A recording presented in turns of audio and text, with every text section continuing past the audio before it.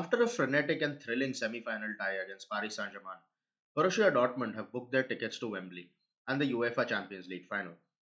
The aggregate read 2-0 to the German side, but in truth, there was a lot more drama involved than what the scoreline suggests. At the Signal Iduna Park last week, a first half goal from Niklas Füllkrug gave Dortmund the lead going into the second leg at the Parc des Princes. An onslaught was expected from the home side in the French capital, with all eyes on Kylian Mbappe, who, in all likelihood, was playing his last European match in front of the PSG supporters. The carnage did arrive, but Dortmund stood firm.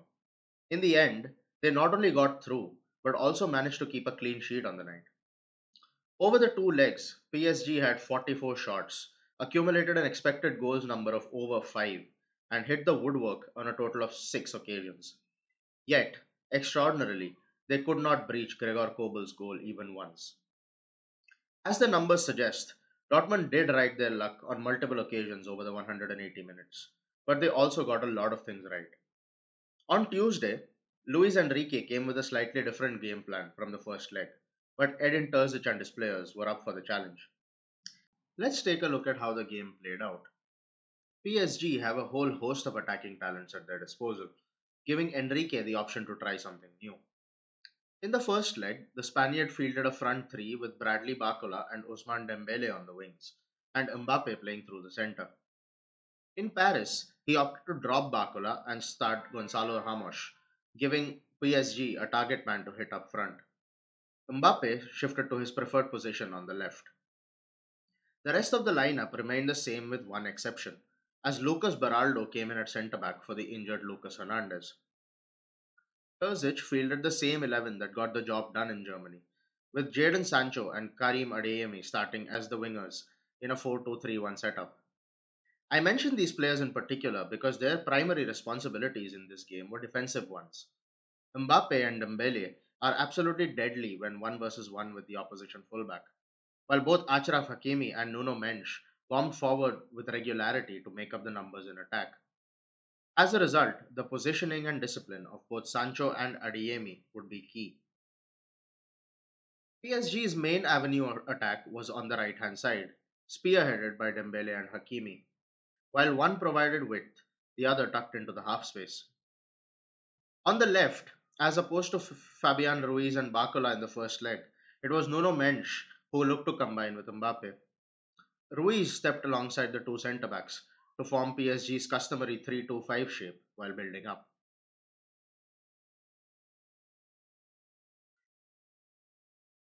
Dortmund managed the threat really well in the first half, with Adeyemi staying glued to Hakimi in the home side's attacking third. Ian Martson at left back did the same with Dembele, not allowing PSG to have a numerical advantage of any sort. Warren Zaire-Emery looked to move across and combine with the two wide players, but Emre Can stayed close to the 18-year-old. Julian Brandt shifted across the pitch to make the extra man, depending on the side from which PSG looked to build.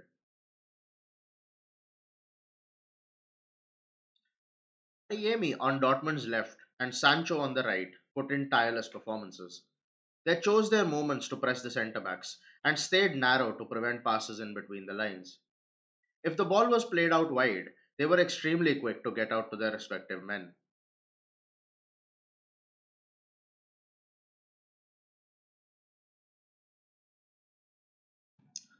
With Ramos as the target man up front, PSG looked to deliver into the box whenever possible.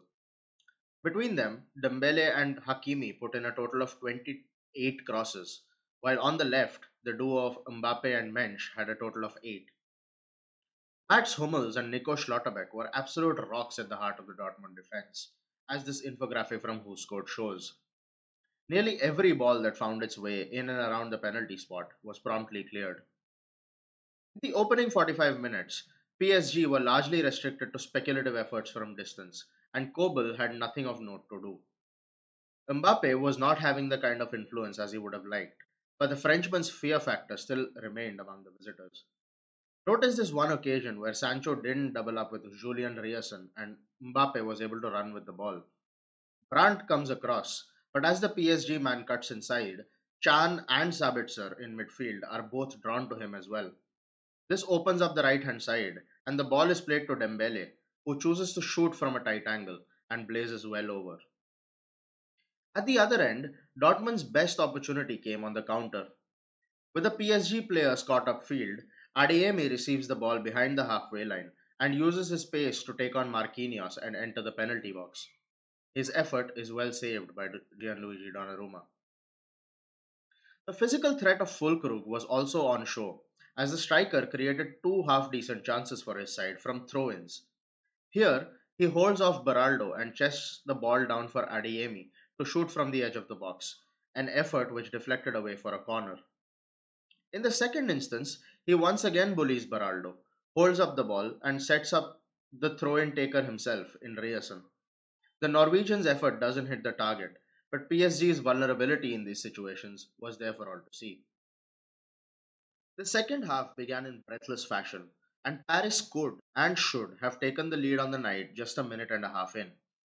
From a corner played shot, Mbappe whips the ball into the box, which reaches Ramos. The Portuguese striker completely miscues his attempt before the ball finds its way to the back post to Zaire Emery.